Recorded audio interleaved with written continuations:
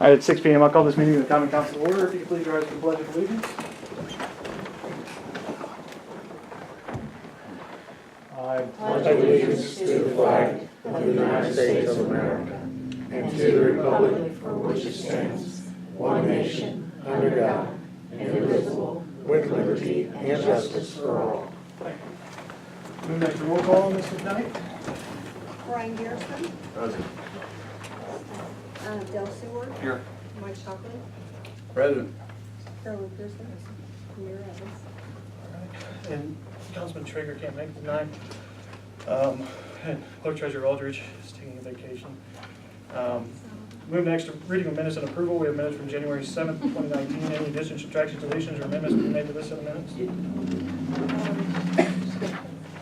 Move for approval of the minutes. Second. A motion and a second. Do we have any further discussion? All those in favor? Aye. Opposed? Motion carries. Chief Mullen, you want to start us out with department head reports? Hey, pay attention back there, Chief Mullen. We're having a meaningful conversation back here. Not paying attention. Any question about it? Sorry, apologies. Okay, all right, thank you, Mayor. So my report's before you at this point, and my apologies it wasn't in the packet that was sent out. But I basically this month had the statistics from last year. As you can see, from 2018 we had 138 arrests, 1,366 calls for service, 142 citations, and 380 case reports, 44 written citations, and 84 crash reports. Parking tickets 141, and 21 handgun licenses were issued. We drove a total of 63,915 miles. And this month, of course, the stats are there for you. Calls for service are at 246 this month. And Mr. Bradshaw brought up earlier, I think probably we'll see this number more accurately reported to us. So we'll be seeing a higher number of calls for services on the police department. Don't quote me on that, but I think that's what we'll be in the city. We had 45 crash or incident reports, vehicle stops, which is the system reports how many vehicles the officer stopped. We had 41 vehicle stops and 6 citations. I think the number's a little higher. If I went to Odyssey to pull the numbers out, there might be some more numbers. Written warnings, 5, crash reports 11, parking tickets 16, handgun licenses at 1. We drove a total of 6,491 miles. Attached news releases for this month, and then a sample of what the new records management system will produce for us. You can see some of these statistics that they provide there in a bar graph that shows a little bit of activity and what goes on, where the calls for service are at. And as time progresses, I think I'll be able to master this a little bit more and be able to provide more information for you. So that's basically my report. If you have any questions? I go too fast, I'm sorry. Thank you, Chief Mullen. You want? Superintendent Lyons? Let's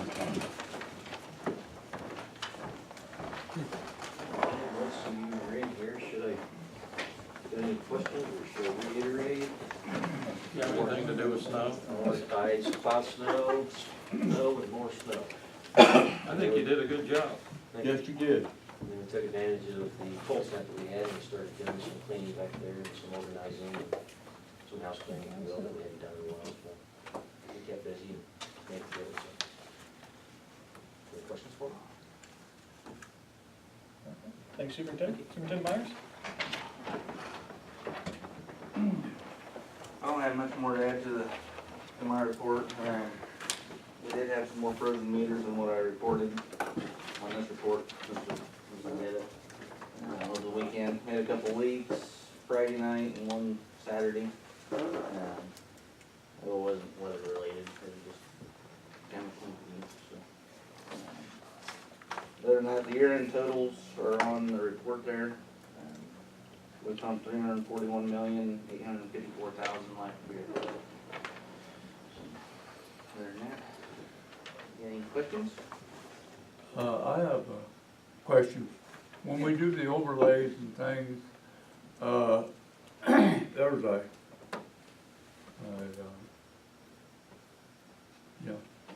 drain line on the corner of Market and trying to Market and Wabash, I believe it is, down by the senior center. Adams. Yeah, sits about that far below the asphalt. About 2 weeks ago when it was raining, there was a car come around it. And I was going to, the food pantry. I happened to hit it. And I was thinking, well, when you overlay that, are you gonna bring that up That'd to be the a top of question the for surface, Mr. or? That'd be a question for Mr. Lyons. Oh, okay. Well, then there's also one at Monroe and Market. There by J.C.'s. I know you guys have talked about that one before. Then there's one on the corner of 800 and Hamilton Street, there at the top of the hill. Storm lines, storm drains. Yeah, the drain.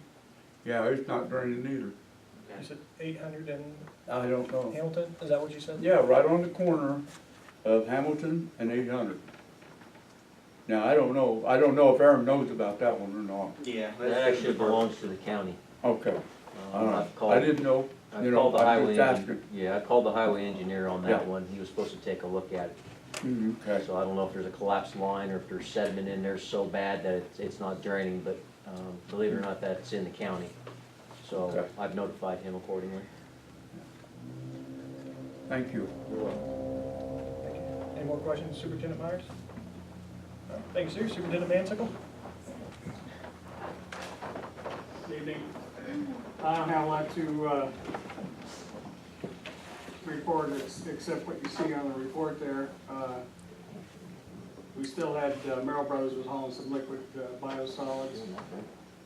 And then maintenance, we had some maintenance items, working on the front end loader. A couple of hour meters installed. And just like everybody else, we moved some snow and had some freeze-ups. Had some lines freeze last week. They thawed out Saturday. So, only so much you can do. Questions? Thank you, Superintendent Mansickle. We got community crossings, I may have told you at the last meeting, we applied the first day it was open, January 7th for Sam Milroy. I'm not sure yet when they're gonna award, but they're doing 2 rounds this year, so I imagine it'll be March or April. I think they closed down the books for the state in May, so hopefully more towards March, we should know more. The elevator, we'll talk about that a little later. We did send letters out to people who had either a poorly rated curb or sidewalk or both, abutting their property to see if they'd like to participate in the 50-50 match program. Superintendent Lyons, do you know how many we're up to now? Let's see, I've had 27 phone calls. I got 8 committed. And I think I've got 9 or 10 sitting on my clipboard to measure. So forgive me, I didn't go out when it was 10 degrees and measure curb. So I've got 10 of them to measure, I think, this week, as long as it doesn't rain. The weather holds, so between the cold and the snow being on the ground, I didn't go out and measure. What's kind of the average financial commitment so that people halfway know? I mean, it varies. It's gonna depend Of on course lot it's size. You know, if you just use a basic lot size of 60 feet wide, I believe right now with the cost of everything, the homeowner's portion is gonna be in the neighborhood between $700 and $900, depending on tie-ins and stuff like that. That's But it for varies. curb. That's just for curb. And then walk is $4.35 a square foot for our cost. But you add in the dirt and the sand and everything else, I don't have the total number off the top of my head right now.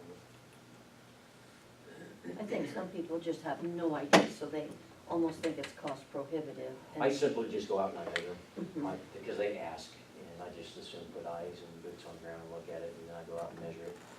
And I've been emailing it to them or dropping it back off if they didn't have email, so regardless of whether they participate or not, I've given them an estimate, so. Thank you, Superintendent. Beyond that, met a couple times, or, I don't know, met with Mayor Zworski and Stan Lambert, with REC in the city of Lafayette to understand their plans for trails connecting Carroll County in the future. It was a good discussion. but it's not a top priority for them at this time. They're working on a lot of stuff in and around the city of Lafayette and West Lafayette. They do have a master plan from 2008 to 2010 that does show some trails coming, connecting pretty much Americus with Trailhead Park and Americus or Prophetstown with kind of near Pizza King off Bicycle Bridge Road. Then I met with some representatives from HHI and the Wabash Near Canal this morning, and we can talk about that a little later on in the agenda. I think that's the highlights. Do you guys have any questions for me?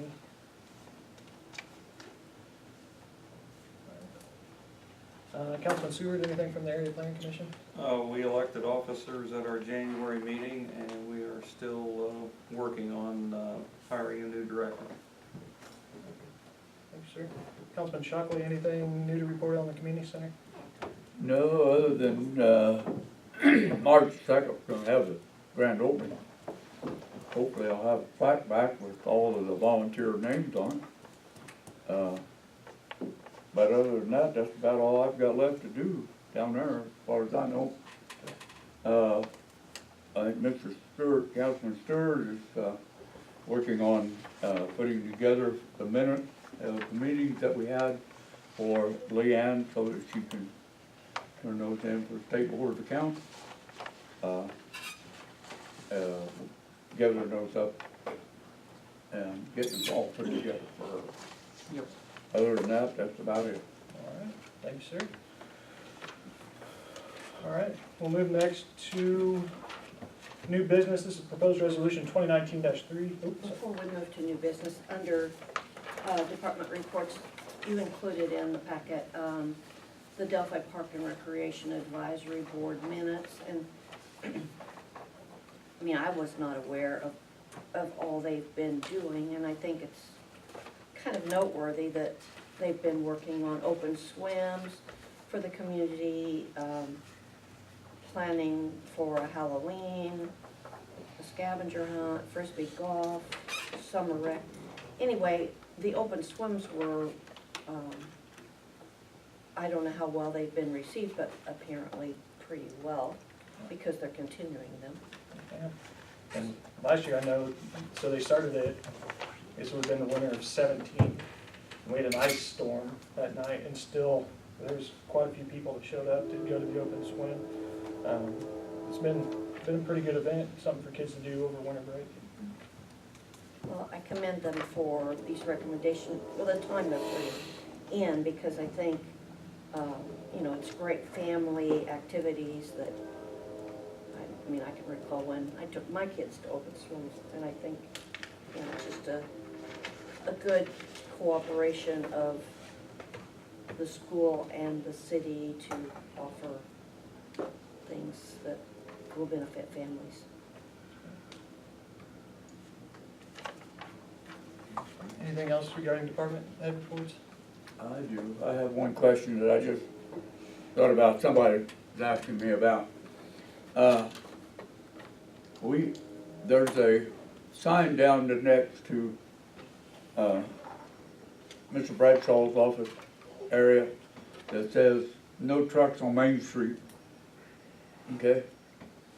But it does not tell where Main Street's at. We have no signs at the stoplight for east or west Main Street, none. We got Washington, but we have none for Main Street at all. And I'd like to see maybe something can be done about that, putting a couple signs up there, to East Main, West Main, so the truck drivers would like to know which way to go. Something we can explore. There's already a sign at the stop sign on the bar. Yeah, there's a sign up there. There's a sign at the, on the stop sign, the stoplight bar, facing westbound, to the west, showing no trucks to east.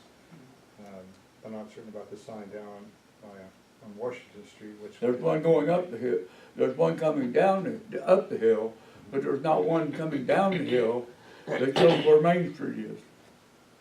Okay, there's no signs at all around the stoplight that say East Main and West Main, whatever, well, East Main and West Main. There's none there at all, no sign at all. So you're saying there's no sign identifying Main Street? Yeah, that's what I'm saying, there's no sign there identifying East Main and West Main Street. Someone could take a look at, right, Superintendent Wise? Sure. I think what that boils down to is when that was relinquished, so that's gonna be an oversight No truck drivers stopped on our in. part, Let basically. me- Because it was State Road 25. Because it was correct? State Road 20, Yeah. so when we relinquished it and did the uptown work, we probably should have really found a way to somehow, Well, because I think NDOT's still got some signs out here that are theirs by First Financial or, because it is technically still, you know, that east end is still a highway, so, West End. or the west end, I mean, I'm sorry. All right, yeah, thank you. Yeah. Anything further on department head reports? All right, we'll move next to proposed resolution 2019-3, read by title only, resolution initiating a zoning amendment or change of zoning for Trinity Life Mission. So what this resolution would do, it would direct the Area Plan Commission to provide us with a recommendation as to changes we can make in our zoning ordinance to permit Trinity Life Mission to operate on Peters Industrial Development property.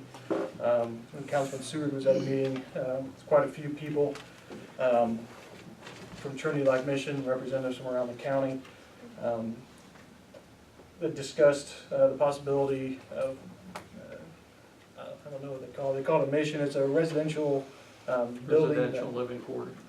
Living quarters that trains and provides counseling and education to people who desire to be there to get help with their addictions. So this resolution, all it would do, it would send it to the Area Plan Commission. It asks for a recommendation as to how they think we should proceed. Peters Industrial Development is zoned I-2 industrial.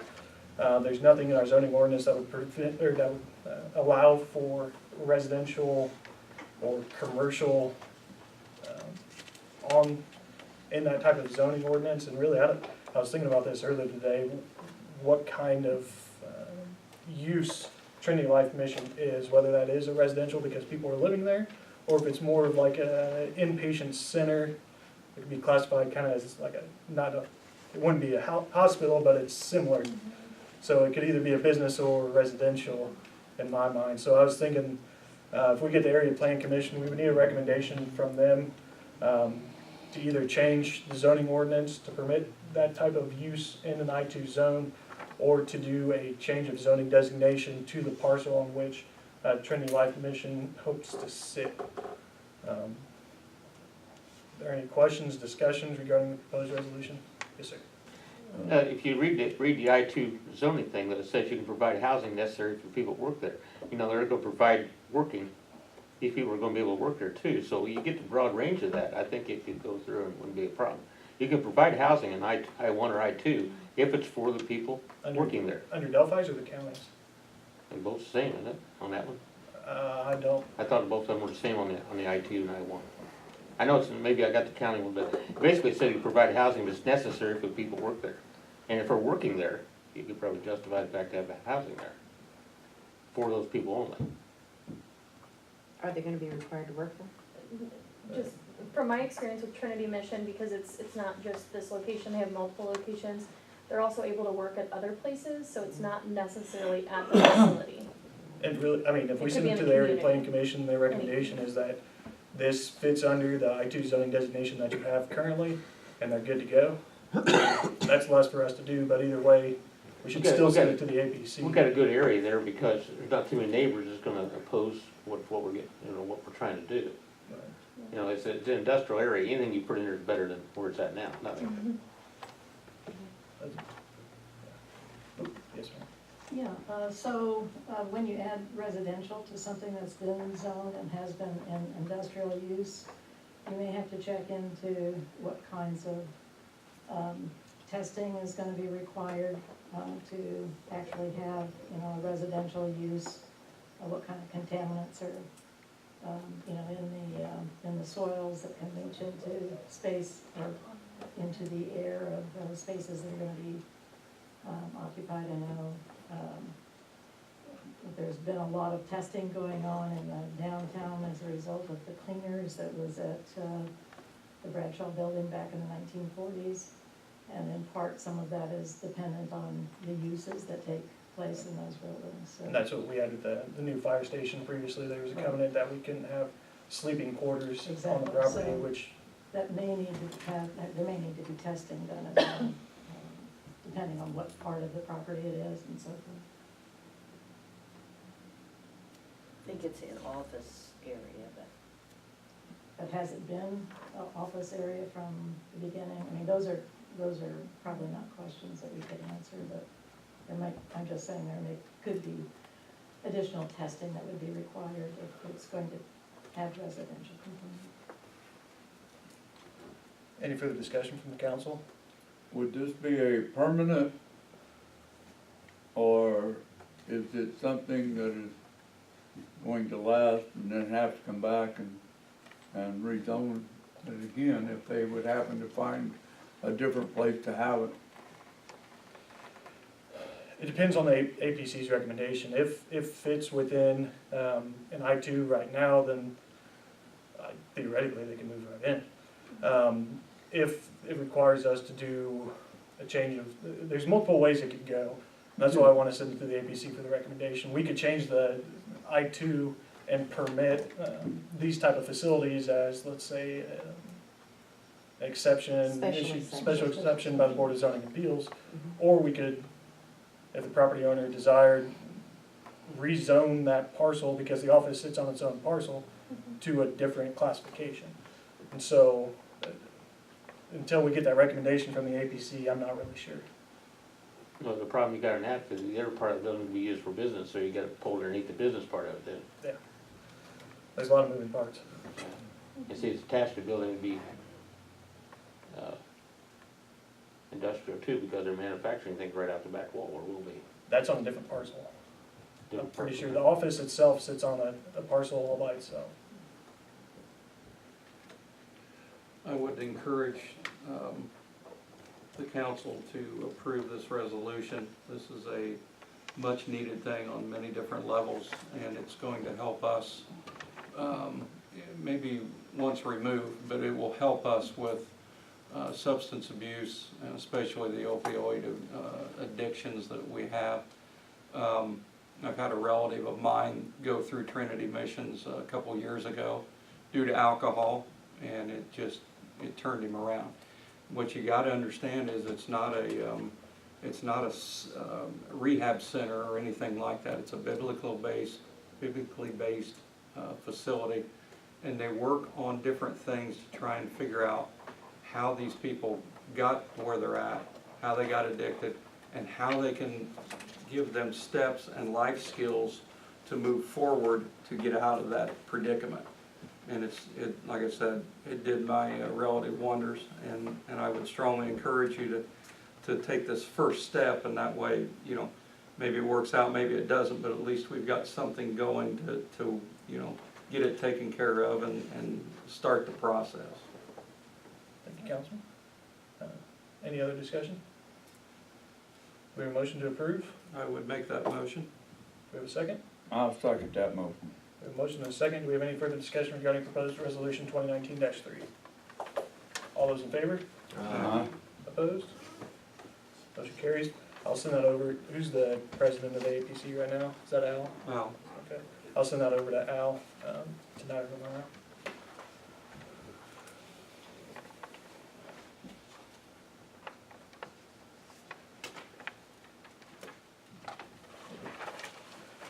All right, move next to the next item of business. So at the last meeting, we discussed setting a time to review proposed ordinance 2019-2, which would recodify Title III of the Delphi Code. I provided a list of dates in February and March, and I'm available in the evenings. Is there a discussion about when we'd like to schedule this meeting?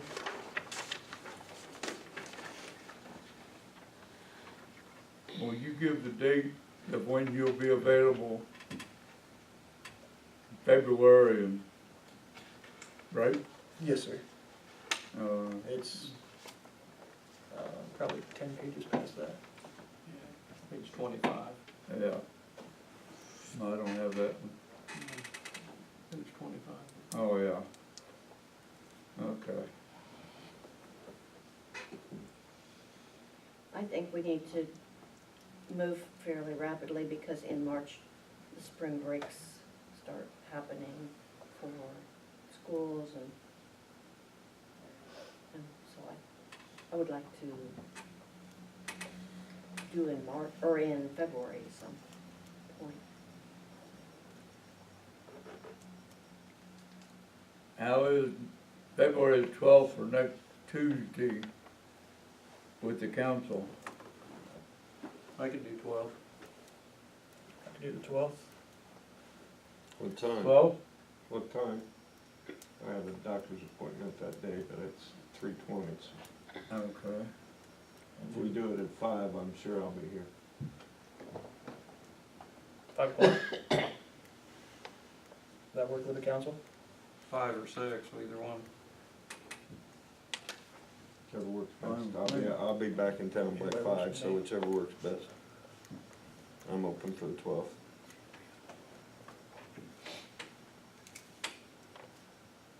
We want to have a motion to set it for February 12th at 5 PM. So moved. Is there a second? Second. Motion is second. Any further discussion? All those in favor? Aye. Opposed? Motion carries. All right. So, wanted to talk about the trail grant a little bit today. Met with representatives from HHI, the Wabash Near Canal, and then we had a conference call with Tommy Kleckner with Indiana Landmarks. Indiana Landmarks currently owns Monon High Bridge. They're administering the funds that go towards the pier repair, and they will be administering the funds that go towards the decking and railing on that project. I haven't been able to crunch all the numbers because I've been in meetings almost back to back today, but it looks like we may be able to submit a grant that uses matching funds from all other sources. So there's like close to $100,000 that's going to be spent or has been spent on pier repair. The decking and railing of the bridge is like $250,000, somewhere in that ballpark. We may be able to use some funds that we committed, or that we've already spent towards the trail security, the cameras, the kiosks, the lighting. We may be able to use that towards our match. So my intention at this point, if I can do it by February 15th, which we're kind of pushing it, would be to submit an application that provides no local commitment of any more funds than what have already been spent on other things for this trail, namely trail security, which we've already spent. We're not going to spend it again, but it's likely, it's possible that we could use that as our match. So I just wanted to get you guys' opinions. If we're able to do that, if I'm able to put it together in the next 11 days, if we have any thoughts on that.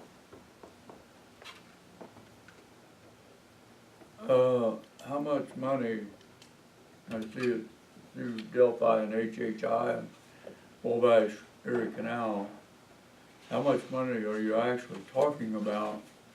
Because it says the contingency cost, I don't know what, around $1.3 million? Yeah, 1.4 is what the construction estimate provided by T-Bird Engineering. That's construction and soft costs like engineering and inspection. The grant submission may actually be higher than that because we incorporate some of these, the pier repair, the decking and railing. We may have a higher total project cost that we would be submitting to DNR. Okay. Then, if we were to do this, what would it, you don't actually know what it would cost the city itself? What I'm saying is, if I'm able to get the application together in the next 11 days, there would be no financial commitment from the city. At all? At all. Okay.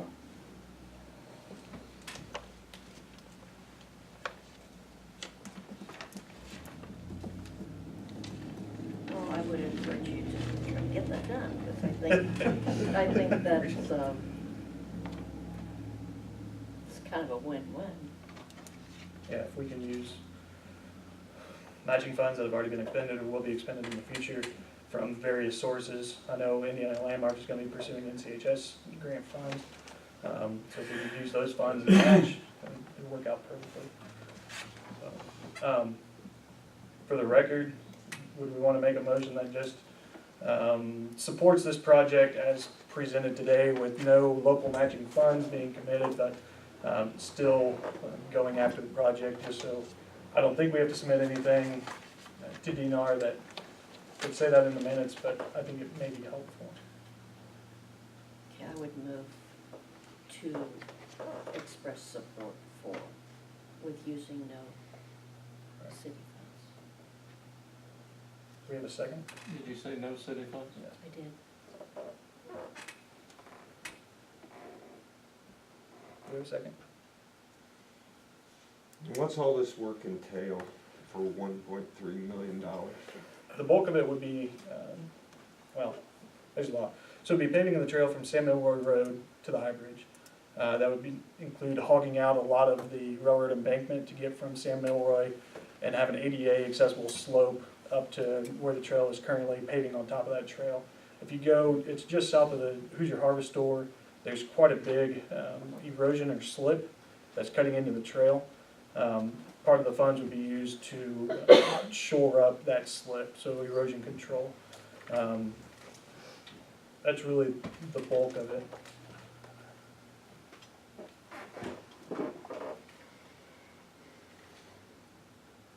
So that trail would begin sort of at Dr. Norman's office, is that what?